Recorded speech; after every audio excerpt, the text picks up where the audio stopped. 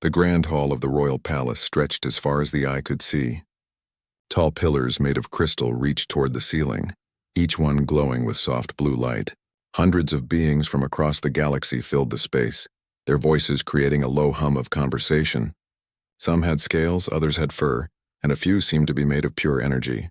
They had all come to witness something unusual.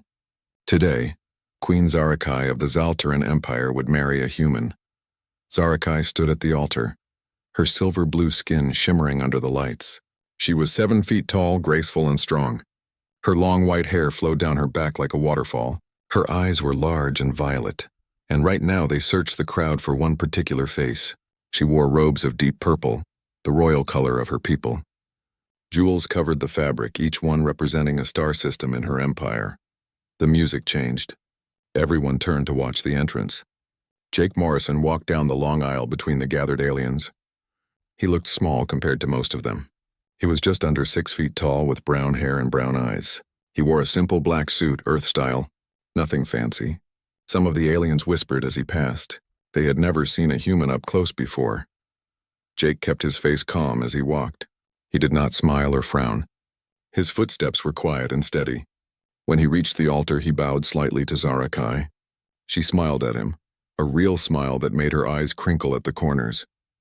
That smile made Jake's heart beat a little faster, though his face did not show it. The ceremony began. An old Zaltaran priest stepped forward. His skin was darker than Zarakai's, more gray than blue. He raised his forearms, and the hall fell silent. "We gathered today to witness the joining of 2 souls," the priest said. His voice echoed through the hall. "Queen Zarakai, ruler of 47 star systems, protector of billions. And Jake Morrison, representative of humanity, a young species finding its place among the stars." Jake noticed how the priest said that. Young species. It was polite, but everyone knew what it meant. Humans were new here. Primitive. They had only discovered faster-than-light travel 50 years ago. Most species in this room had been traveling the stars for thousands of years. In the crowd, Lord Vexthor leaned toward another alien dignitary. Vexthor was tall and thin with red skin and sharp features. "She marries beneath her station," he whispered. "Humans are barely civilized. This alliance is a waste." The dignitary next to him nodded. "I heard they still have wars on their home planet. Can you imagine? Fighting each other when there is a whole galaxy out here." Jake's eyes flickered toward them for just a moment. His hearing was better than they thought. But he showed no reaction. He turned his attention back to the priest. The ceremony continued with traditional Zaltaran vows. Zarakai spoke first, her voice strong and clear. "I take you as my partner, my equal, my companion. Your people shall be my people, your home shall be my home." Then it was Jake's turn. He spoke in Zaltaran, the words coming smoothly from his mouth. Zarakai had not expected that. She raised her eyebrows slightly, pleased. Most humans could not speak the language well. The sounds were difficult for human mouths to make. But Jake pronounced every word perfectly. "I take you as my partner, my equal, my companion," Jake said. "I will stand by your side.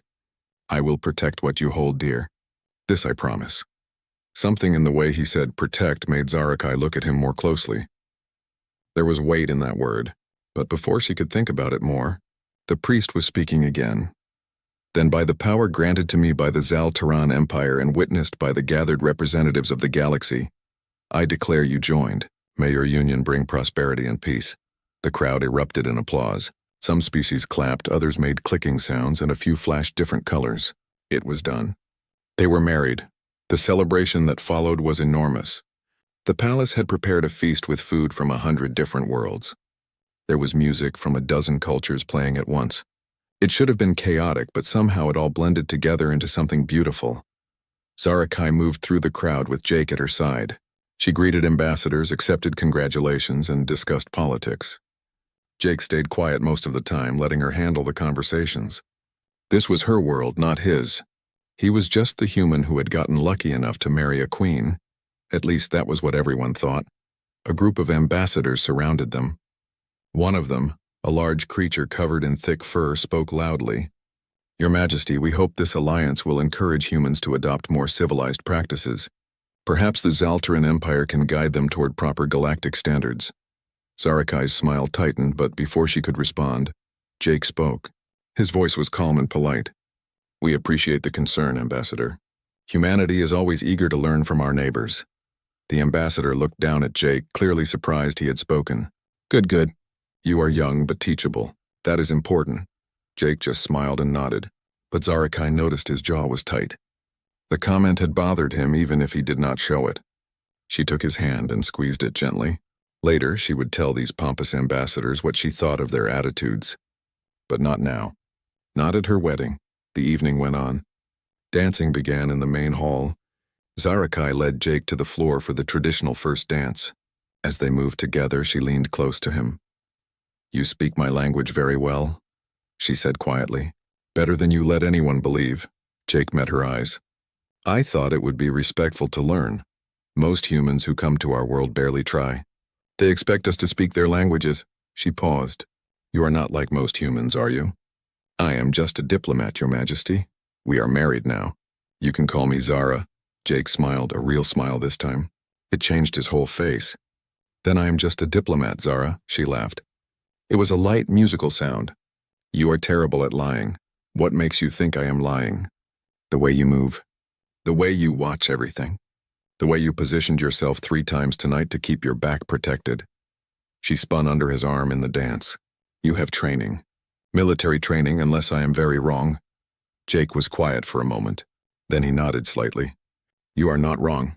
But I am still just a diplomat. That is why Earth sent me. They wanted someone who could handle himself if things went bad." "Do you expect things to go bad?" "I always prepare for the possibility." Zara found that answer interesting. Most diplomats she knew relied on guards and protocols. They did not think about protecting themselves. But she decided not to push further. It was their wedding night. There would be time for questions later. The dance ended and they returned to the crowd. More congratulations, more political talk. Jake noticed everything. The way Lord Vexthor watched them with cold eyes. The way some ambassadors whispered behind their hands. The way 3 Krellian mercenaries stood near the back exit, their weapons barely hidden.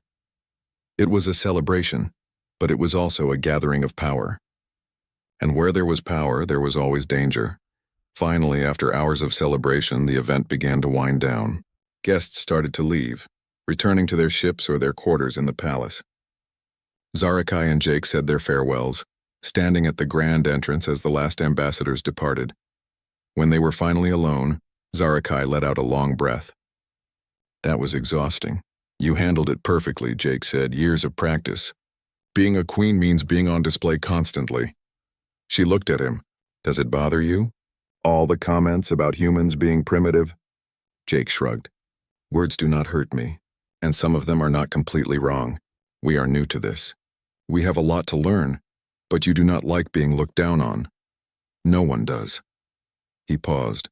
"But respect is earned, not given. Humanity will earn it in time." There was that weight in his words again, that certainty.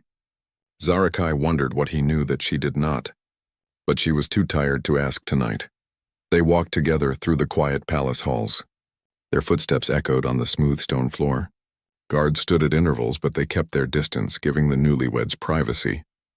When they reached the royal chambers, Jake held the door open for Zarakai. She walked inside and immediately began removing her heavy jewelry. "I love my culture, but sometimes I think we make things too complicated. All these jewels, these ceremonies." Jake closed the door behind them. "They are symbols. They mean something to your people." "True." She set a necklace on the table, then turned to look at him. "Jake, can I ask you something?"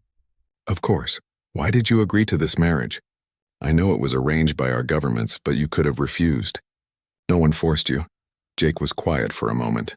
He walked to the large window that looked out over the palace gardens. The city lights sparkled in the distance. 3 moons hung in the sky, larger than Earth's single moon. "I agreed because I thought it was the right thing to do," he finally said. "Earth needs allies. Your empire is strong and fair. You are a good leader. This alliance will help both our peoples. That is the political answer. What about the personal answer?" He turned to look at her. "I wanted to meet you. I had heard stories about the young queen who took power when her father died, who reformed the council, who negotiated peace with 3 rival empires. I wanted to see if the stories were true. And 3 weeks had passed since the wedding. Zarakai and Jake were on what humans called a honeymoon. They traveled to Epsilon Crossing, a massive space station that floated on the border between several territories. It was neutral ground, a place where different species came to trade and do business. The station was huge, big enough to hold a small city inside its metal walls. Zarakai enjoyed the break from palace life. Here, no one expected her to be a queen every moment. She could walk through the market district and see exotic goods from distant worlds. She could eat at small restaurants without a dozen advisors hovering nearby. She wore simple clothes instead of royal robes. Her security team was small, just 4 guards who kept their distance. Jake walked beside her, carrying their purchases. He seemed relaxed, but Zarakai had started to notice things about him. The way his eyes constantly scanned their surroundings, the way he positioned himself between her and crowds, the way his hand always stayed near his hip, even though he carried no visible weapon. "You are doing it again," she said as they walked through a corridor lined with shops. "Doing what?" "Watching everything like you expect an attack," Jake smiled. "Old habits, sorry. You do not need to apologize. I just wonder what kind of diplomatic training makes someone so cautious." Before Jake could answer, they turned a corner and almost walked into a street performer. The alien was juggling balls of light, making them dance through the air in complex patterns. A small crowd had gathered to watch. Zarakai stopped to enjoy the show. Jake stood slightly behind her, his back to a wall. Always positioning himself, always aware. The performer finished with a flourish. The crowd applauded. Zarakai dropped a few credits into the performer's hat and they continued walking. "I like it here," Zarakai said. "No politics. No ceremonies. Just normal life." "It is nice," Jake agreed. "Though I am not sure normal is the right word when you are on a space station surrounded by 100 different species." She laughed. "True, but you know what I mean." They reached a restaurant that served food from multiple worlds. The smell of spices filled the air. They found a table near the back, and Jake immediately positioned himself facing the door. Zarakai noticed but said nothing. She was getting used to his habits. They ordered food and talked while they waited. The conversation was easy now. Over the past 3 weeks, they had started to know each other. Zarakai found herself genuinely enjoying Jake's company. He was smart and had a dry sense of humor that made her laugh. He asked good questions and actually listened to her answers. And there was something else. A attraction that was growing between them. She caught herself watching him sometimes, noticing the way he moved, the sound of his voice. It surprised her. This was supposed to be a political marriage, but it was becoming something more. The food arrived. They ate and continued talking. Everything seemed perfect, normal, safe. Then the explosion happened. The blast came from somewhere in the central district. The whole station shook. Alarms began to scream. People jumped up from their tables, confused and frightened. Jake was on his feet instantly. "We need to move. Now." One of Zarakai's guards rushed into the restaurant. His face was tight with worry. "Your Majesty, the station is under attack. We need to get you to a secure location." "Who is attacking?" Zarakai demanded. "Kreth Syndicate. At least 30 warriors. They are moving through the station, killing anyone who gets in their way." Zarakai's blood went cold. The Kreth Syndicate was a mercenary organization.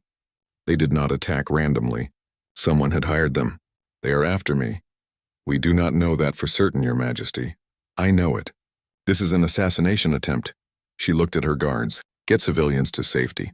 Jake and I will head for the docking bay. We can reach our ship." The guard hesitated. "Your Majesty, we should stay together. The civilians need protection more than I do." "That is an order."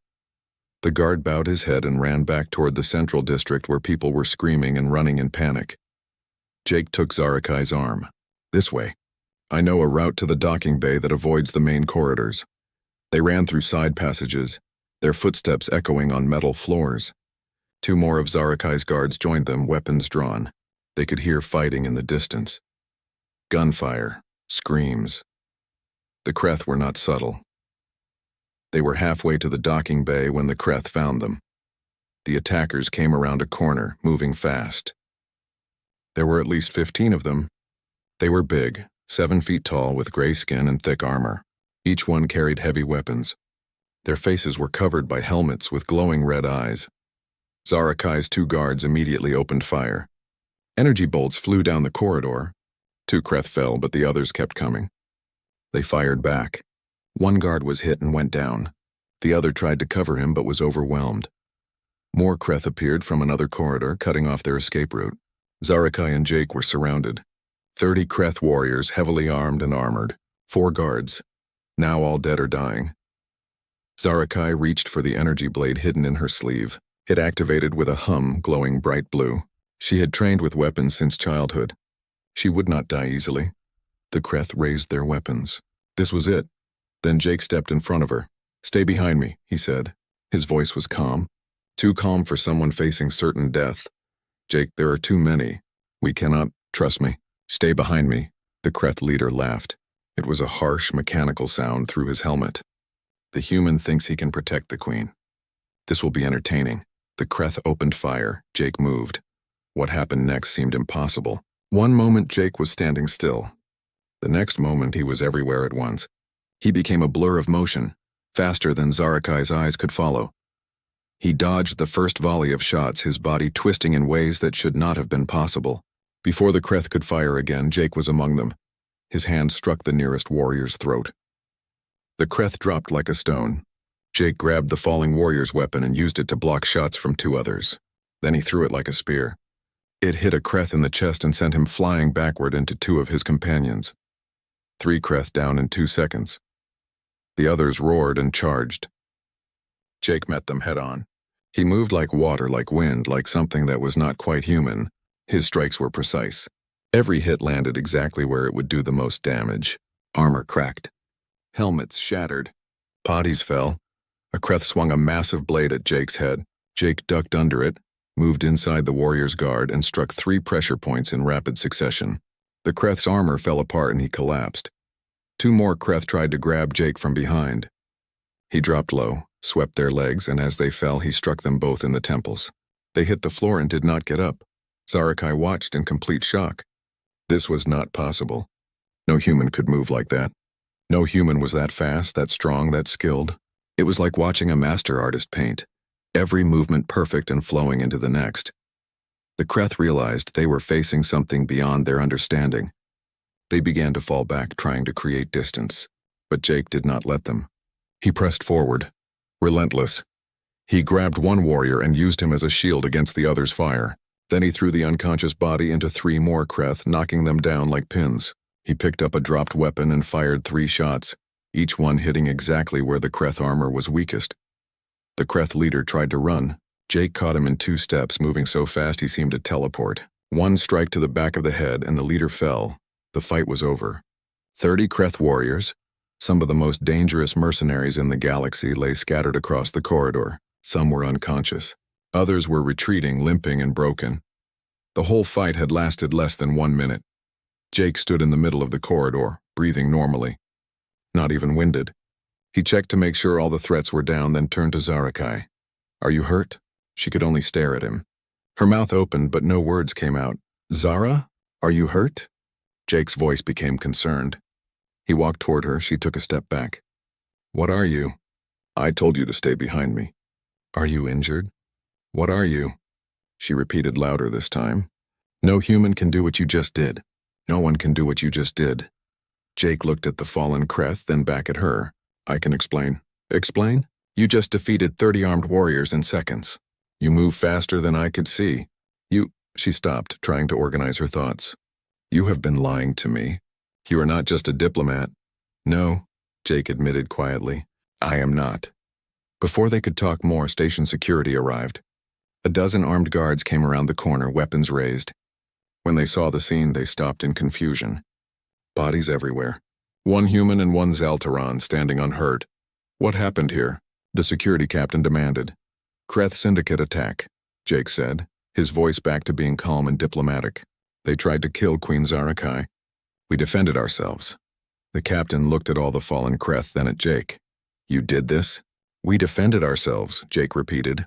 The captain did not believe him, that was obvious. But he had bigger problems. "The station is still under attack. We need to get you both to safety." Zarakai found her voice. "Agreed. Take us to our ship." Security escorted them to the docking bay. The whole way Zarakai stayed silent. Her mind was racing. What had she just witnessed? What? They arrived at Zaltara Prime 12 hours later. The ship landed on the royal platform and guards immediately surrounded it. Zarakai had sent word ahead. Extra security. No one in or out of the palace without her permission. She was not taking chances anymore. Jake walked beside her through the palace corridors. Guards followed at a distance, but they were alone enough to talk. Neither of them spoke. The silence felt heavy. When they reached the royal chambers, Zarakai sealed the door behind them. She activated a privacy field, a shimmer of energy that surrounded the room. No one could hear them now. No devices could record them. They were truly alone. "Sit," she said, pointing to a chair. Jake sat. He looked calm, but his hands rested on his knees, ready to move if needed. Zarakai stayed standing. She paced back and forth, her mind working through everything. Finally, she stopped and looked at him directly.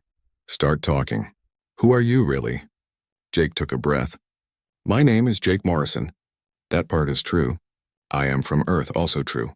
But I am not just a diplomat. I gathered that much when you defeated 30 armed mercenaries. I am part of Earth's Special Operations Command, military.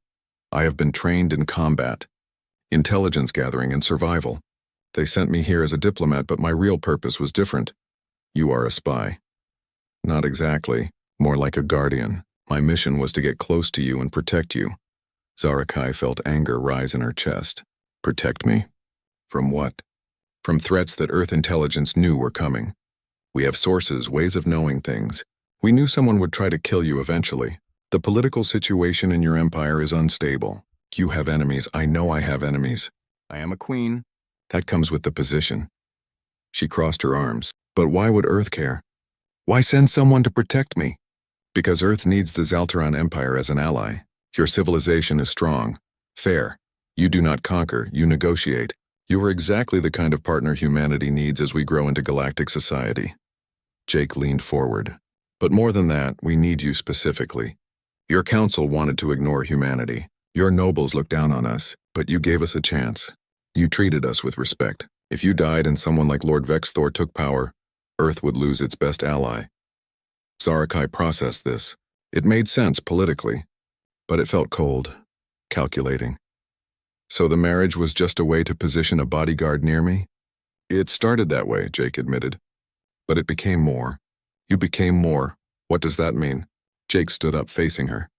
"It means I was supposed to be detached, professional, just doing a job. But I am not. You are smart, strong, and genuine. You care about your people, not just your power. Being around you, talking to you, learning about you, it stopped being a mission. It became real. How do I know you are not lying now? How do I know this is not just another layer of deception? You do not. You have to decide whether to trust me or not." Jake walked to the window, looking out at the city. "I can tell you that I have never lied about my feelings. Everything I said to you these past weeks, that was real. The rest, yes, I hid things, but not that." Zarakai wanted to believe him. Part of her did believe him. But another part was angry and hurt. "What kind of training did you receive? How can you move the way you do?" "Earth's military has a special program. They take the best soldiers and train them beyond normal human limits. Physical conditioning, martial arts from 100 cultures, mental discipline. It takes years. Most people cannot complete the training, but those who do become something more. Not superhuman, but close." "You expect me to believe human training alone made you that fast? That strong?" Jake hesitated. This was the line he was not supposed to cross, but he had already decided to tell her the truth. Most of it anyway. There is more to the training than exercise and discipline. Earth has access to certain medical techniques. Enhancement therapies. They improve reaction time, muscle efficiency, healing. Nothing that changes who you are, but it makes you better at what you do. You are enhanced. Artificially improved. Yes, Zarakai sat down, trying to absorb all this information. Her husband was a trained killer with enhanced abilities, sent by Earth to manipulate her. But he claimed to have real feelings for her. Could both things be true? "How many others are there like you?" she asked. "That is classified information, but enough to do what needs to be done." "And what needs to be done? What else is Earth hiding?" "We are preparing. The galaxy is not as peaceful as it seems. There are threats out there. We want to be ready when they come." "What threats?" "I cannot say more. I have already told you more than I should." Zarakai stood up quickly, her anger flaring. You come into my life, marry me under false pretenses, and now you want to keep more secrets? No. If we are going to have any chance at making this work, you tell me everything. Jake turned from the window. If I tell you everything, it could put Earth at risk. There are things your council cannot know. Things that would cause panic or political problems. I am not my council. I am your wife. Or have you forgotten that? They stared at each other. The tension in the room was thick. Finally, Jake spoke. You are right. You deserve the truth, but I need you to promise me something. What? What I tell you stays between us. You cannot tell your council, not yet, not until the right time. You are asking me to keep secrets from my own government. I am asking you to be patient. When the time is right, Earth will reveal more, but that time is not now. Zarakai thought about this. It was a lot to ask. But she was also curious. What was Earth hiding that was so important? I promise, for now. But if I think my people are in danger because of what you are hiding, all promises are off. Fair enough. Jake moved back to his chair and sat down. Earth is not as weak as we appear. We have been building our military in secret. Better ships, better weapons, better training. The fleet you see in public is not our real fleet. Why hide your strength? Because if other species knew how strong we were becoming, they would see us as a threat. Right now, everyone thinks humanity is young and harmless. That keeps us safe while we grow stronger. But the truth is, Earth could defend itself against most galactic powers if we needed to. Zarakai felt a chill. Earth had seemed like a minor player in galactic politics. But if what Jake said was true, humanity was far more dangerous than anyone realized. Why tell me this? Because you need to understand. I am not just some human who got lucky marrying a queen. I'm here because Earth values you and wants to protect you. But I am also here because my government believes in your empire. We think together. Humans and Zaltarans can build something good. A real alliance, not just words on paper. There was a knock on the door. Zarakai deactivated the privacy field. Enter. One of her advisors came in, bowing quickly. Your Majesty, Lord Vexthor is demanding an audience.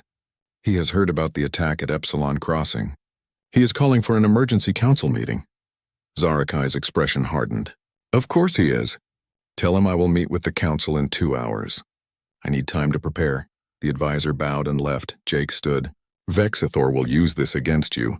Against us, I know. He has been looking for an excuse to challenge my decisions. The attack gives him ammunition. What will you tell the council? The truth. That Kreth mercenaries tried to kill me. That my guards died protecting me. That we survived and returned home. And what will you say about me? Zarakai looked at him. What do you think I should say? That is your decision. But remember, if you reveal what I am, it will cause problems. Questions about Earth. Questions about our marriage. Vexthor will demand I be removed from the palace, maybe even arrested. Are you asking me to lie to my council? I am asking you to be careful. There is a difference between lying and choosing what to share. Zarakai hated that he was right. Politics was about managing information. If she told the council everything, it would create chaos. But keeping secrets felt wrong. I will say you helped defend me. That is true. I will not go into details about how. If they ask questions, I will tell them it is under investigation. Jake nodded. That works, but Jake, understand this. I am doing this because I think it is best for my people, not because I trust you completely. You have earned some trust today by being honest, but you have also lost trust by lying for weeks. You need to earn that back. I will, I promise. 2 hours later, Zarakai stood before her council.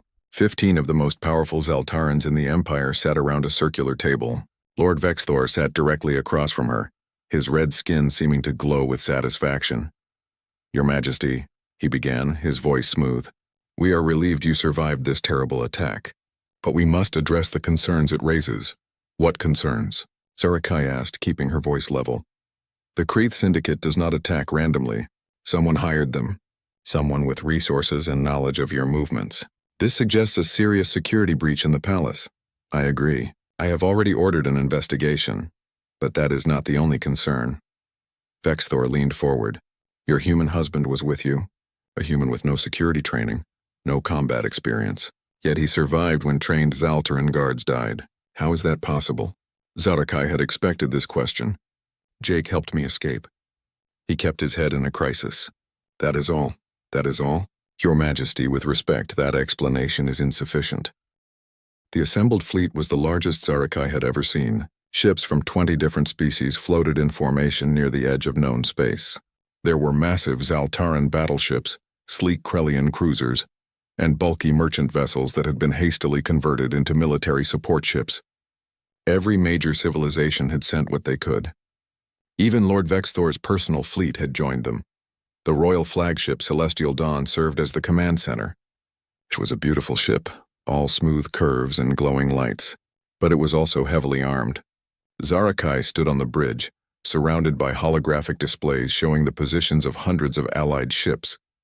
Jake stood beside her, wearing a simple uniform. No rank insignia. He was here as her consort, not as military personnel, but everyone on the bridge could feel his presence. Word of what he had done at Epsilon Crossing had spread. The crew looked at him with a mixture of fear and respect. "Report," Zarakai commanded. The tactical officer, a Zaltaran named Commander Talvin, brought up a new display. "The Void Swarm is approximately 6 hours away at current speed. We count at least 3,000 enemy vessels, possibly more behind them. 3,000. Against their 800. The odds were not good. What do we know about their capabilities?" Zarakai asked. "Very little, Your Majesty. The few scout ships that got close enough to scan them did not return. But the ancient records describe biomechanical ships that can repair themselves and adapt to enemy weapons." Jake studied the displays. "They will try to overwhelm us with numbers. The Void Swarm does not use tactics like we do. They swarm like insects, surrounding and crushing their targets." Everyone looked at him. "How do you know this?" Talvin asked. "Earth has studied the old records. We have been preparing for this possibility." Vexthor's voice came over the communication channel. He was commanding a battleship nearby. "Preparing? For how long? And why did Earth not share this information?" Jake ignored him. He kept his attention on Zarakai. "We need to adjust the fleet formation. Spread out more. If we stay clustered, they will surround us." Zarakai considered this. Jake had proven he knew things others did not. "Do it. Commander Talvin, implement a wider defensive formation." "Yes, Your Majesty." The fleet began to spread out, ships moving to new positions. It took an hour to get everyone in place. Some captains complained about the change. They were used to fighting in tight formations where they could support each other. But Zarakai insisted. While they waited, Jake pulled Zarakai aside. They stood near the back of the bridge where the crew could not hear them. "When the fighting starts, things will happen very fast," he said quietly. "The Void Swarm is relentless. They do not stop. They do not retreat. They keep coming until everything is destroyed. You paint a cheerful picture. I want you to be prepared. This will be unlike any battle your empire has fought before." Zarakai looked at him. "You have more secrets. I can see it in your eyes. Something you are not telling me." Jake hesitated. "Earth has assets nearby. If things go badly, they might intervene." "Assets? What kind of assets?" "I cannot say more, but I want you to know. No matter what happens, I will keep you safe." Before she could press him further, alarms began to sound. The Void Swarm had arrived. The enemy ships appeared on the edge of sensor range. They were nothing like normal ships. They looked organic, like giant insects made of metal and flesh. Some were huge, the size of space stations. Others were small and fast, darting through space like angry wasps. They moved in patterns that seemed random but were actually coordinated, like a school of fish or a flock of birds. "All ships prepare to engage," Zarakai commanded. The Allied fleet opened fire. Energy beams and missiles streaked through space. Some hit their targets. Void Swarm ships exploded or broke apart, but most of the shots missed. The enemy ships moved too unpredictably, and then the Void Swarm returned fire. Beams of green energy lanced out from the enemy ships. They cut through shields like paper. One Krellian cruiser took a direct hit and split in half. Another ship tried to dodge but was too slow. It exploded in a ball of fire. The battle became chaos. Ships on both sides were shooting, dodging, exploding. The Void Swarm kept coming, an endless tide of biomechanical horror. "They are adapting," Talvin shouted. "Our weapons are becoming less effective." Jake had warned about this. The Void Swarm could learn and adjust. Weapons that worked at the start of a battle became useless as the enemy adapted. "Rotate weapon frequencies," Zarakai ordered. "Do not let them adapt to one type of attack." The fleet adjusted, but it was not enough. The Void Swarm had numbers on their side. For every enemy ship destroyed, 2 more appeared. "The defensive line is collapsing," Talvin reported. "We have lost 40 ships. More are damaged. Zarakai gripped the railing. They were losing. She had known the odds were bad, but seeing it happen was different. She watched ships disappear from the tactical display, each one representing hundreds of lives lost. Your Majesty, we should consider retreat, Talvin said quietly. No. If we run, the Void Swarm will follow us to the core worlds. We have to stop them here, but we cannot win this battle. Then we will die trying. Jake touched her arm. There might be another way, but you have to trust me. She looked at him. What way? He pulled out the hidden communicator from under his uniform. I need to send a signal. It will bring help. What help? Jake, what are you talking about? Just trust me, please. Zarakai looked at the tactical display. More ships were dying every second. She did not have many choices. Do it. Jake activated the communicator and spoke into it. Ghost Protocol. Authorization Morrison Alpha 7. We need immediate intervention. For a moment, nothing happened. The battle continued to rage around them. The Void Swarm pressed closer. It seemed like Jake's message had gone nowhere. Then space itself began to change. 50 new contacts appeared on the tactical display. They had not jumped in. They had not come from any direction. They had simply appeared as if they had been invisible and suddenly chose to be seen. 50 ships. All human, but they were nothing like the simple vessels Earth had shown the galaxy before. These ships were sleek and deadly, covered in strange angles that seemed to absorb light. They moved with precision and speed that made the other allied ships look slow. What? Talvin could not finish the sentence. He just stared at the display. The human ships engaged the Void Swarm. Their weapons were different from anything anyone had seen. Beams of pure white light that cut through the enemy like knives. Missiles that seemed to think for themselves, dodging enemy fire and hitting weak points with perfect accuracy. The tide of battle began to turn. Who are they? Zarakai demanded. Jake, who are those ships? Earth's Ghost Fleet, our real military. This is what we have been building in secret. The Ghost Fleet tore through the Void Swarm formations. They moved like dancers, coordinated perfectly. Where one ship went, the others followed, creating patterns that confused and destroyed the enemy. But even with the Ghost Fleet, the battle was far from over. The Void Swarm adapted quickly. Within minutes, they learned to partially resist the human weapons. The advantage the Ghost Fleet had was shrinking. They are boarding us, a crew member shouted. Zarakai looked at the display. Void Swarm creatures had attached to the Celestial Dawn. They were cutting through the hull. Security teams to breach points. Talvin ordered. Jake was already moving. They are coming for the bridge. We need to seal it. How do you know they are coming here? The Void Swarm targets command centers. They want to cut off the head, alarm sounded. The door to the bridge started to buckle. Something on the other side was forcing it open. The crew grabbed weapons, ready to defend themselves. The door exploded inward. Void Swarm creatures poured through. They were nightmares made real. Part machine and part insect. They had too many legs, too many eyes, and weapons built into their bodies. They screeched as they charged. The bridge crew fired. Several creatures fell, but more kept coming. Jake moved to stand between Zarakai and the attackers. Get to the command pod. Seal yourself inside. I will not abandon my crew. You are the queen. If you die, the fleet falls apart. Go! A creature leaped at Zarakai. Jake caught it in midair and threw it back into two others. His movements were impossibly fast, just like at Epsilon Crossing. But this time Zarakai could see he was holding back before. This was his true speed. He became a blur again. His fists and feet struck creatures faster than the eye could follow. He grabbed a fallen energy rifle and used it like a club, smashing creatures aside. When the rifle broke, he used his bare hands. More creatures came through the door. Jake kept fighting. The bridge crew tried to help, but they were too slow. Only Jake could match the creature's speed. Zara, please. Jake shouted. Go! She hesitated. Then she saw a creature get past Jake. It was coming straight at her. Jake could not reach it in time. The creature raised a blade-like appendage. Zarakai pulled out her energy blade and met it. She struck fast and hard, using techniques she had learned as a child. The creature fell, but more were coming. Too many. Jake could not stop them all. Then something hit the creature nearest to Zarakai. It exploded into pieces. She looked up and saw human soldiers in advanced armor teleporting onto the bridge. They had shields around their arms and weapons built into their suits. They moved with the same impossible. 3 days had passed since the battle. The Celestial Dawn had returned to Zalterra Prime. bringing wounded and carrying the dead. The palace was busy with grief and preparation. Everyone knew the Void Swarm would return. This was only the beginning. Zarakai had barely left the Royal Medical Facility. She slept in a chair beside Jake's medical pod when she slept at all. Her advisors kept bringing her reports and decisions to make, but her mind was always half on the unconscious human in front of her. The doctors said he was healing faster than they expected. Much faster. His wounds should have taken weeks to recover from, but after 3 days they were already closing.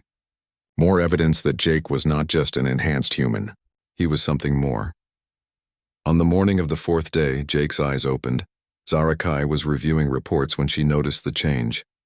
She immediately called for the doctors. They rushed in and checked his vital signs. All readings are normal, the head doctor said, clearly amazed. Your Majesty's consort is recovering remarkably well. Can he speak? Yes, but he should rest. I need to talk to him alone. The doctors bowed and left. Zarakai activated the privacy field around the medical pod. Then she looked down at Jake. Hello, he said. His voice was weak but clear. Hello. She did not smile. How do you feel? Like I got stabbed by an alien monster. Which I did.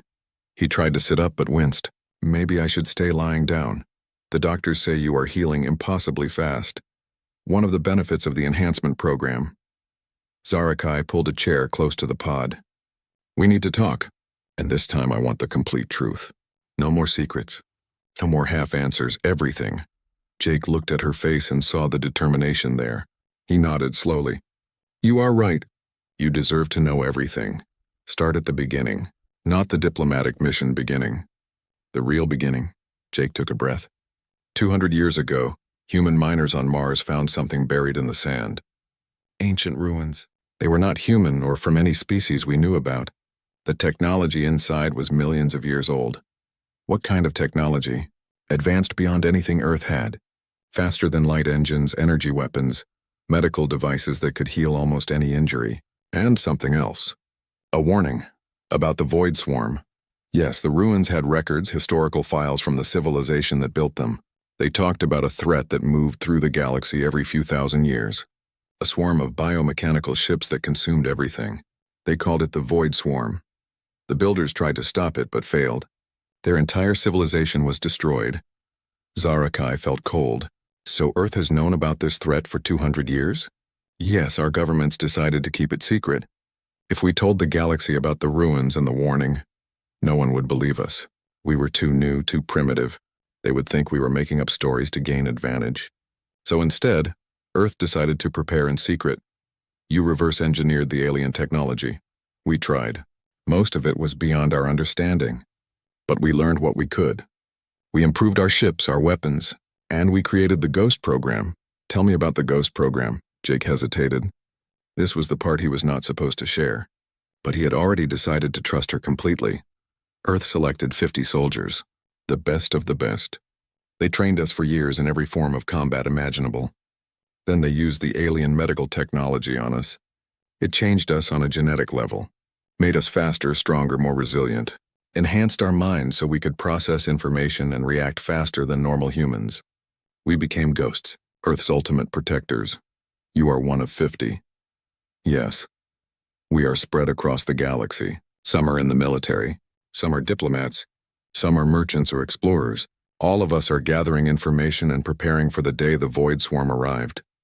And you were sent to marry me.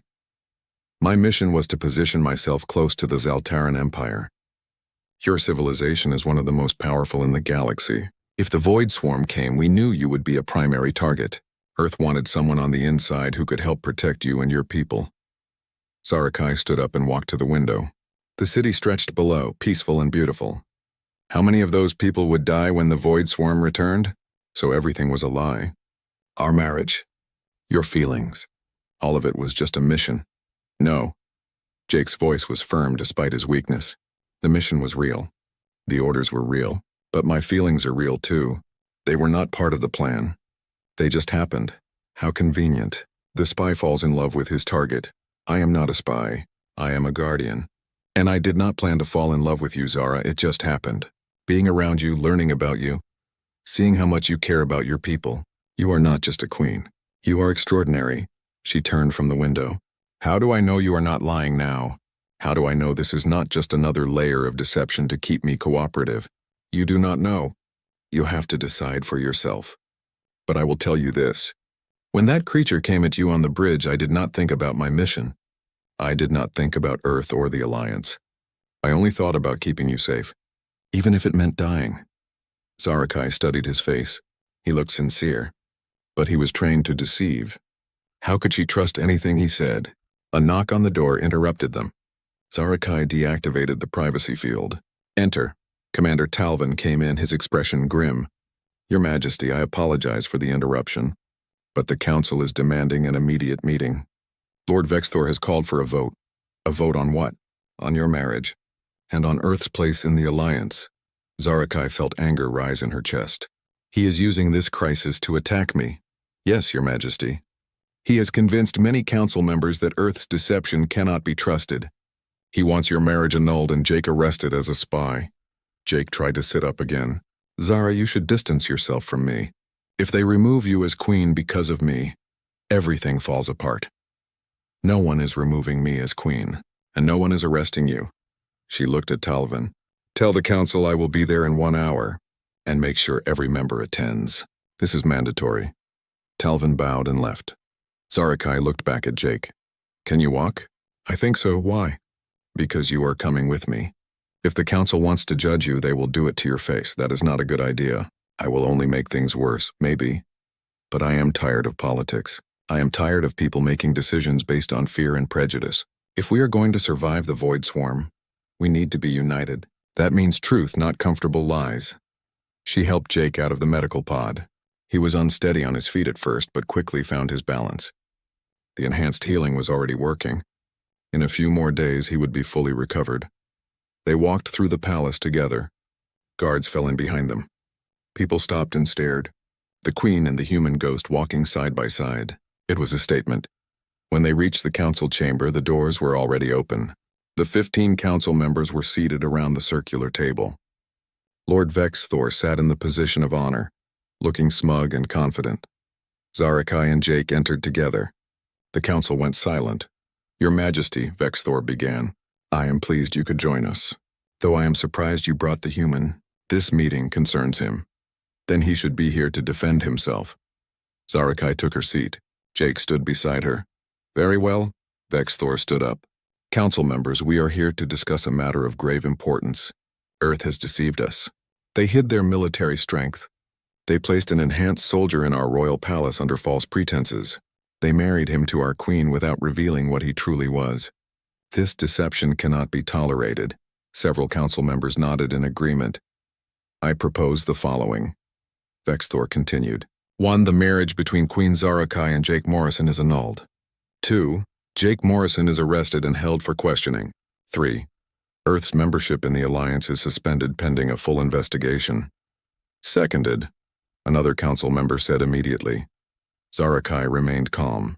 Before we vote, I would like to speak. Of course, Your Majesty, though I hope you will be objective despite your personal involvement. Zarakai stood. She looked at each council member in turn. Lord Vexthor speaks of deception. He is correct. Earth did deceive us. They hid their true capabilities. They sent Jake here without revealing his enhancements. These are facts. Vexthor smiled.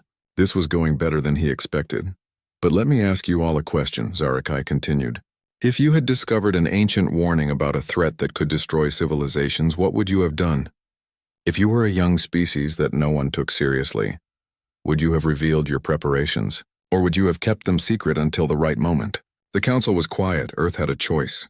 They could have told us about the Void Swarm 200 years ago. We would have laughed at them, called them paranoid, accused them of trying to manipulate us. Or they could prepare in silence and reveal themselves when the threat actually arrived. They chose the latter, and because they did, we are alive. But the deception, Vexthor started, was pragmatic. Earth is not the first civilization to keep military secrets.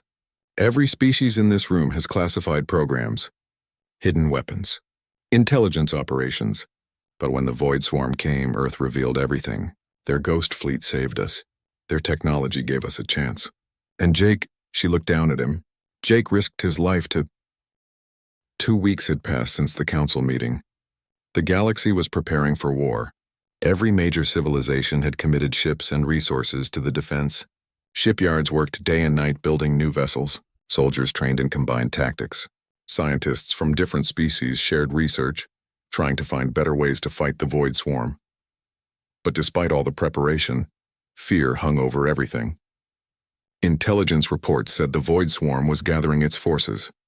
What they had fought before was just the advance wave. The real attack was coming, and this time, the enemy would bring something worse. The hive mind. Jake stood in the palace war room studying holographic displays.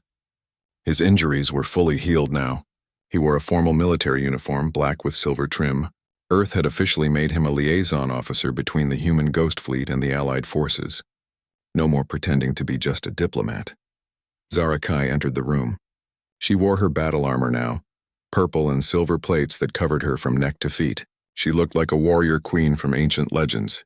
"Any new intelligence?" she asked. "The hive mind will arrive in 3 days. It is massive.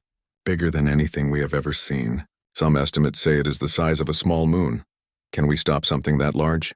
We have to try." Jake brought up tactical data. "The hive mind controls all the other Void Swarm ships. If we destroy it, the rest become disorganized. Less effective. So we need to get someone inside to destroy it." "Yes. But the hive mind will be protected by thousands of Void Swarm ships. Getting close will be almost impossible." Zara Kai studied the display. Almost impossible is not the same as impossible. Jake smiled slightly. This was one of the things he loved about her. She never gave up. Even facing impossible odds, she looked for solutions. Their relationship had changed over the past 2 weeks. The lies were out in the open now. The secrets were revealed. What remained was genuine. They were building something real based on truth instead of deception. "I have a plan," Jake said, "but you are not going to like it." "Tell me anyway." A strike team goes in while the main fleet keeps the Void Swarm busy. Small, fast ships that can slip through the enemy lines. We board the hive mind and destroy it from inside. That is suicide. Probably. But it is our best chance. Zara Kai looked at him. "And I assume you plan to be on this strike team?" "I am a ghost. This is what I was trained for. No, I will not allow it. We just got to a place where we can trust each other." "I will not lose you now. Zara, I have to go." "You know I do." "Then I am going with you." "Absolutely not. You are the queen. The fleet needs you. The Alliance needs you. The Alliance needs strong leadership. And a queen who hides in safety while others die is not strong." She stepped closer to him. "Besides, you will need me. You are good at fighting, but I know tactics. We work better together." Jake wanted to argue, but he knew she was right. They did work well together. In the weeks since the first battle, they had planned defensive strategies and coordinated between different species. They complemented each other. "If you die, the council will fall apart," he said. "If the hive mind is not destroyed, we all die anyway." She touched his face gently. "We do this together. That is how it has to be." He covered her hand with his. Together, the door opened. Commander Talvin entered with other military officers from various species. They gathered around the holographic display. "The strike team is assembled," Talvin said. 20 of the best warriors from different civilizations. Half of them are ghost operatives from Earth, the rest are volunteers. 20 against thousands, one of the alien officers said. "This is madness." "Madness is letting the Void Swarm consume the galaxy," Zara Kai replied. "We move forward with the plan." They spent the next 2 days finalizing details. Jake trained with the strike team, teaching them ghost combat techniques. Zara Kai coordinated with fleet commanders, making sure everyone understood their role. On the eve of battle, Jake and Zara Kai stood together on a balcony overlooking the city. The sun was setting, painting the sky in shades of purple and orange. "Do you think we will survive tomorrow?" Zara Kai asked quietly. "I think we have a chance. That is all anyone can ask for. If we do not make it back, I want you to know something." She turned to face him. "These months with you have been the best of my life.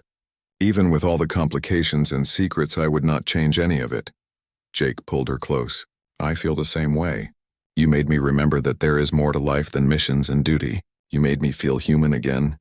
They kissed as the sun disappeared below the horizon. Tomorrow they would face death. But tonight they had each other. The next morning, the Allied fleet assembled at the edge of the Zaltaran system. Over 1,000 ships now, representing the combined military might of 20 civilizations. It was the largest fleet in galactic history, and it still might not be enough. The Void Swarm arrived exactly when predicted. The hive mind came first, a massive organic structure that pulsed with sickly green light. It looked like a giant brain made of metal and flesh, covered in tentacles and weapons. Behind it came the swarm, thousands of ships, maybe tens of thousands. The sensors could not count them all. All ships engage. Zarakai commanded from the celestial dawn. The Allied fleet opened fire. Energy beams and missiles filled space. The Void Swarm returned fire. Ships on both sides began to explode. Jake stood in a small assault craft with the strike team. 19 other warriors surrounded him, each one ready to die for this mission. He looked at Zarakai, who was checking her weapons. "Ready?" he asked. "Ready." The assault craft launched from the celestial dawn. 9 other small ships launched with them, carrying backup teams. They accelerated toward the hive mind, weaving through the massive battle. Void Swarm ships tried to intercept them. The Ghost Fleet provided cover, destroying any enemy that got too close. But some got through. 2 of the assault craft were destroyed before they even reached the hive mind. Jake's ship made it. They attached to the hive mind's surface and cut through the hull. The team poured inside, weapons ready. The interior of the hive mind was a nightmare. Organic corridors pulsed with green light. Strange sounds echoed everywhere. The walls seemed alive, breathing and moving. "Stay together," Jake commanded. "Watch for ambushes." They moved through the corridors, following the signal from the hive mind's core. It was deep inside, protected by layers of organic defenses. Void Swarm creatures attacked from every direction. The team fought back using everything they had. Ghosts moved with inhuman speed. Alien warriors used their species' unique abilities. Zarakai's energy blade flashed as she cut down enemies. They lost 3 warriors in the first corridor. 5 more in the second. The hive mind was adapting, learning how they fought and countering it. "We need to move faster," Zarakai shouted over the sounds of battle. Jake nodded. He activated enhanced speed, becoming a blur. He cleared the path ahead, destroying creatures before they could react. The team followed, running through corridors slick with strange fluids. They reached the core chamber. It was a massive space, the ceiling disappearing into darkness above. In the center floated the hive mind's brain, a pulsing mass of tissue and machinery. Tendrils connected it to the walls, feeding it power. "There," Jake pointed. "We need to destroy those connections and then hit the brain directly." The remaining team members spread out, targeting the tendrils. Energy weapons fired. Explosives detonated. One by one, the connections broke. The hive mind screamed. It was not a sound exactly, more like a wave of psychic energy that made everyone's head hurt. "The chamber shook. It knows we are here," Talavin shouted. He had insisted on joining the mission despite being needed with the fleet. Void Swarm creatures poured into the chamber. Hundreds of them. The team formed a defensive circle, protecting the warriors who were still destroying tendrils. Jake fought like he had never fought before. He moved faster than thought. His ghost enhancements pushed to their absolute limit. He destroyed creatures left and right, but more kept coming. Zarakai fought beside him, their movements coordinated. Where one attacked high, the other attacked low. They protected each other's backs, working as a perfect team. "Last tendril," someone shouted. An explosion rocked the chamber. The final connection broke. The hive mind's brain was exposed, vulnerable. "Hit it with everything," Jake commanded. The team focused all their fire on the brain. Energy beams carved into the organic mass. Missiles exploded against it. The brain began to break apart, pieces of it falling to the floor. But the Void Swarm creatures kept coming. The team was being overwhelmed. Only 10 warriors remained, including Jake and Zarakai. "We need more firepower," Talavin shouted. His weapon was empty. Jake reached into his pack and pulled out a device. It was small, cylindrical, with a red button on top. "Everyone out now." "What is that?" Zarakai asked. "A singularity bomb, Earth's most powerful weapon. If I activate it here, it will destroy the hive mind completely. But the blast radius is huge. We have maybe 30 seconds to get clear. Then we go, together." "No. Someone has to stay and activate it. If the creatures damage it before it detonates, this was all for nothing." Zarakai understood what he was saying. "No, we find another way." "There is no other way." Jake looked at her. Get the team out. I will hold them off and activate the device. You can make it to the ships if you go now.